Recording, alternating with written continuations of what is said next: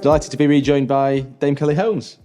So, if we move on now to your documentary Being Me, I mean, it was truly inspirational and really moving in equal measure. So, two questions. How are you now? It's all you through the other side. And what's the reaction been like? How am I on the other side? It's all very surreal still.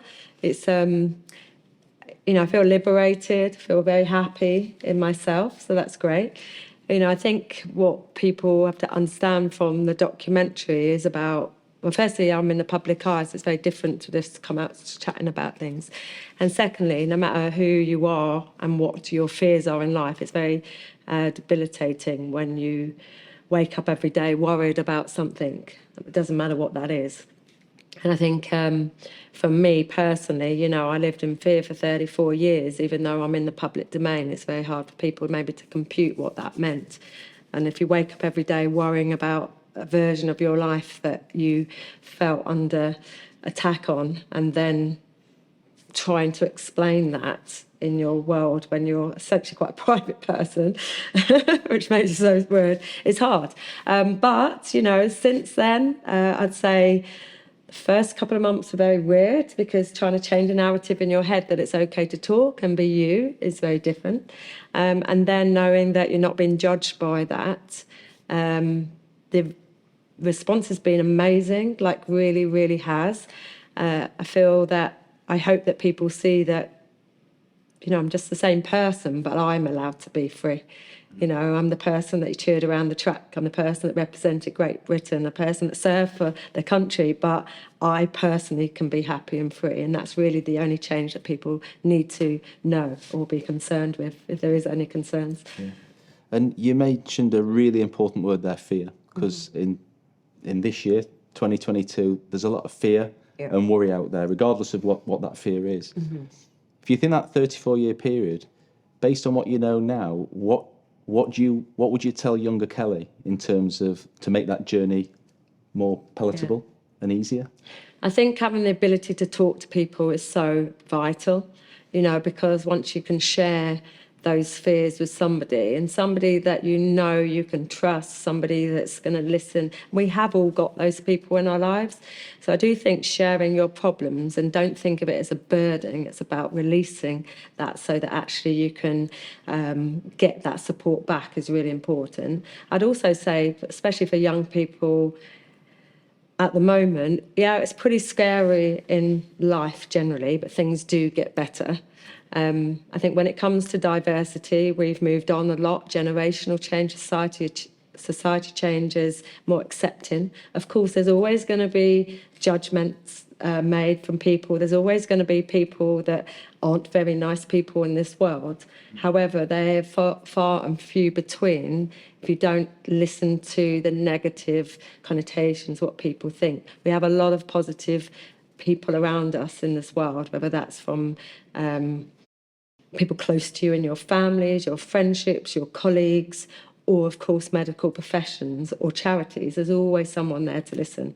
And so I wish I had believed in that before, and wished I had trusted that before, because that would have helped me a lot. Yeah. And in terms of learning from that experience, in terms of your success, you achieved outstanding things living with this fear. Yeah. What role did that fear play in that process? Do you think it helped you or hindered you? It's very difficult to say, could you won more gold medals? There's two sides of that story, I suppose. One side is that the fear probably limited some of the ability I had on the track, believe it or not. I won 13 international medals, but I had a lot of injuries, and had a lot of mental health problems through that. And a lot of that was because of my internal fight. The fears that I had, the stress and the anxiety, the everyday worry, that does have an impact. So that physical and mental correlation is real. And so, if I was winning medals at a world-class level, and even to the end of my career after extreme mental health problems, what could I have done if I had just been able to be me? I think about that sometimes, but I can't go back, and I actually have to be proud of what I've achieved given the struggle and the fight that I had. So I'm proud of myself for sticking with it, because it would have been very easy to give up. And unfortunately in life, people give up when there's really tough situations, but then you don't get the best out of those people. We've lost so many people in life who we just haven't seen the full potential, because they've either not been given the opportunity, they've been stuck with fears or barriers, they've had too many negative people around them, they haven't had, positive role models to aspire to be. And so realistically, that's what we need to do, is to alleviate as many fears and barriers in life by being very transparent, to having diversity, inclusion, to having opportunities in life for people from all walks of life and cultural backgrounds and religious backgrounds. Because actually, for me, diversity is about every single person in our world being someone, because we all have a different reason for being here, a different experience, an expression, and we, I think, suppress a lot of people by these barriers instead of getting the richness of diversity out. Yeah, so I think we could do that a lot more. So your answer there has just painted a picture, this link between some businesses feel they struggle to create the link between well-being, mental and physical fitness with performance in the workplace. Yeah. It sounds from what I just heard from you there, you're a living example of the impact that mental fitness can have on performance. Well, definitely, because I think, people can show up. We all can show up, let's face it. When we leave our door at home, we can all be the person we aspire to be in our facial and our external expressions and the way you see somebody. But internally, trying to compute the other things going on in life is a barrier to success for so many people. Because I think that by showing up, what I mean is we can still perform, but are we performing at our optimum and our best? Are we bringing the best versions of ourselves to work? Because if whatever's going on at home is stopping, or things that you just don't know about in your life are stopping you being your true self, then of course you can't be given 100%. And so I do think there's a real connection now between, if we're talking work-life balance, which is something that I really always want to put forward, is that we are one person trying to be many people in society. And if you break it down, fundamentally, they say home and work life. But are we not sort of the same person? That we have ambition, we have opportunity maybe, we have experiences, we have whatever the education system you may have been through that gives that richness, or just life. It doesn't go away, when you go home or come to work. Both things have an impact. So for me, the whole holistic approach of a person, giving people the opportunity to thrive in work by understanding maybe some of the impacts of life, if we can eliminate or just combine some of those, I think you would just get so much from everybody. Yeah. And I think COVID's been a great lesson for that. It's forced freedom and flexibility on the workforce, and we're seeing people flourish and find a new way of working and living. Actually, yeah, it's been a fantastic social experiment for sure. Yeah. So, Kelly, resilience then. Your story is one of immense resilience to go through your journey, your story, yet to perform at that level. Can resilience be trained? I think, yeah. I mean, if people are willing to, work through situations, but ultimately know the importance of their own goals and dreams, I think absolutely. Because resilience really for me is about accepting the tough times, but not giving up on them, kind of going, okay, they're a learning, they're a journey, they're a process that I have to go through. And if you really want something bad enough, most people in life that have achieved real high things that people aspire to be haven't just got there by clicking their fingers and waking up and saying, that's who I'm going to be. They've got there through fight. You just don't always hear it, because you see the end result of most people that have been successful. But yeah, I do think that resilience, you have to know that there will always be tough times in any journey that you try and, follow, any pathway you try to take. There will be setbacks. There will be disappointments. That's where sort of, you were a sports person. Sports Allegedly. people have, I think that's right. Yeah, well, You're a footballer anyway. Some people disagree. But I think that, that's where people do have some little edge in society, because that's a fight, isn't it? Sport is always about pushing yourself to the extremes and trying to get the results. But then we become human beings because we fail. We don't do what we always want to do. And those that give up too early will never fulfill their whole ambition in life. And those that have to give up then have to reinvent themselves. But I think that's life anyway. Yeah, absolutely.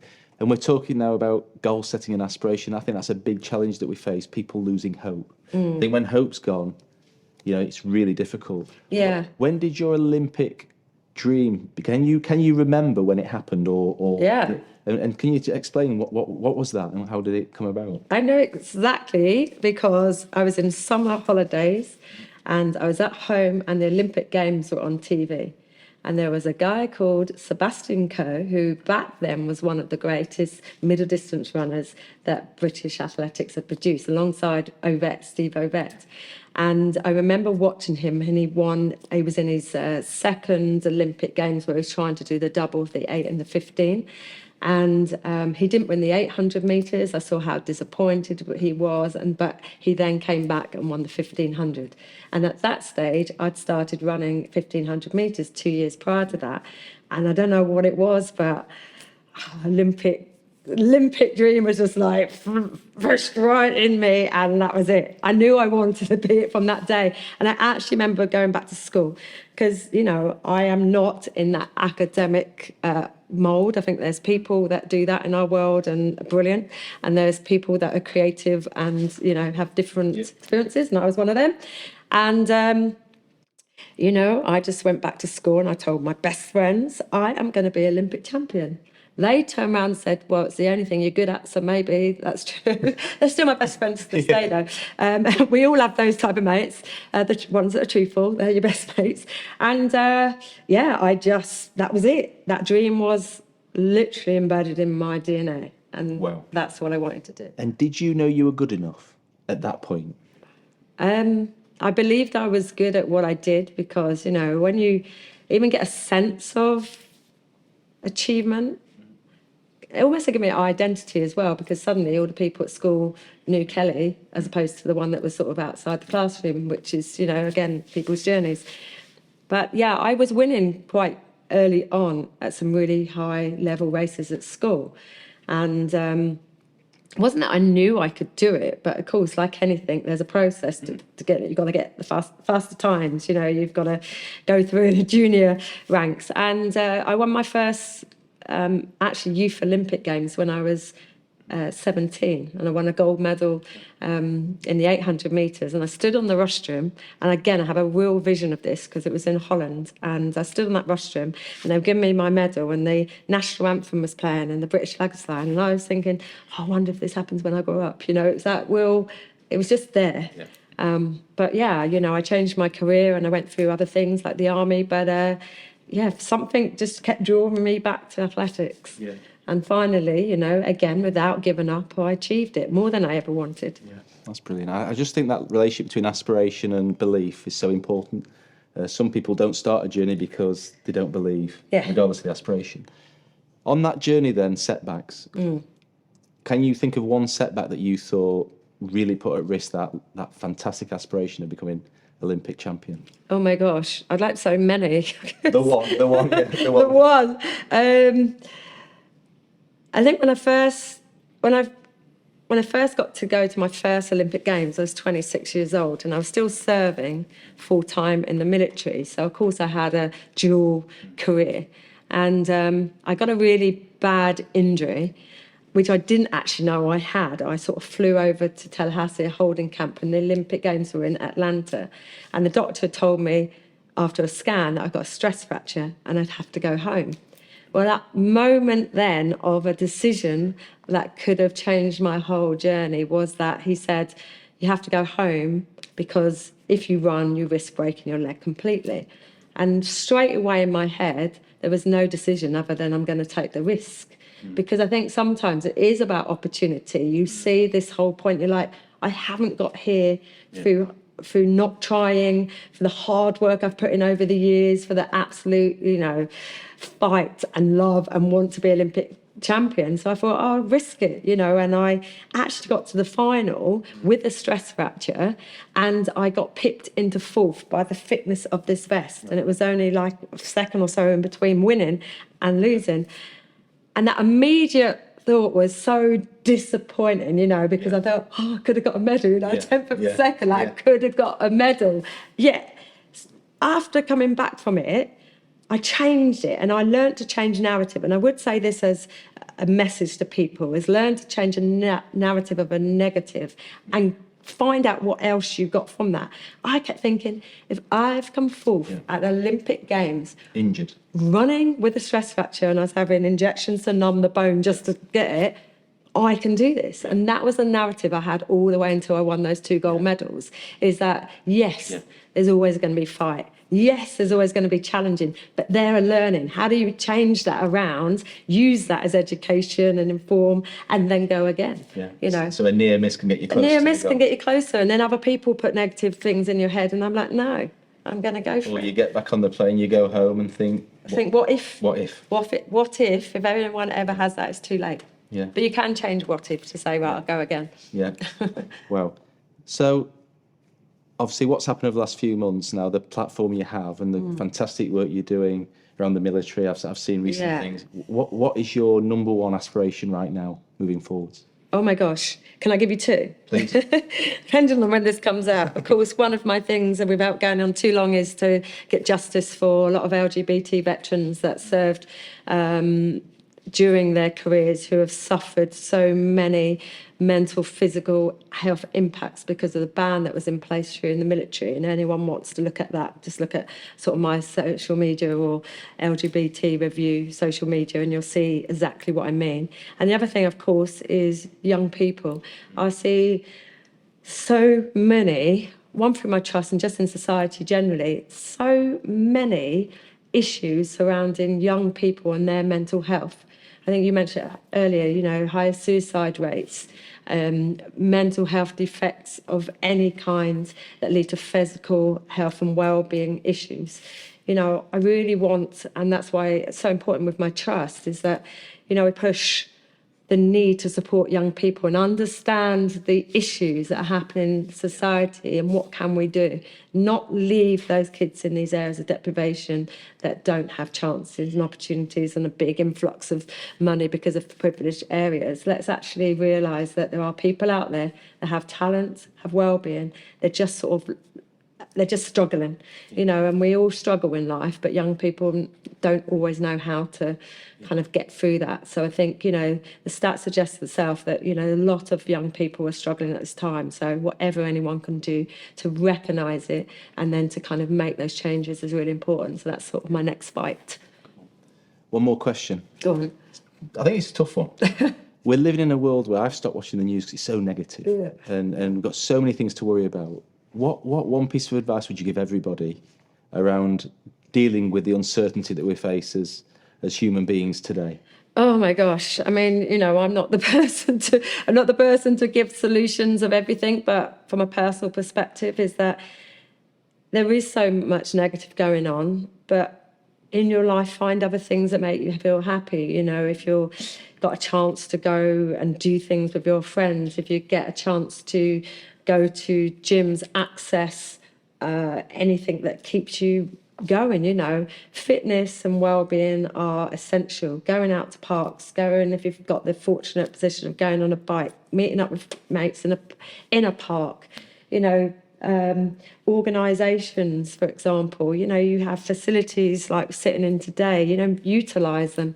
Do challenges, do online things, whatever it takes just to get yourself, because you can control some things in your life. If you let everything be controlled by, the uncontrollables, which is the things that are dictated to us, we wouldn't be functioning. So actually, sometimes you have to cut off and just deal with situations because that's all we can do. But you can take control of your friendships and your well-being by doing things that make you feel happy.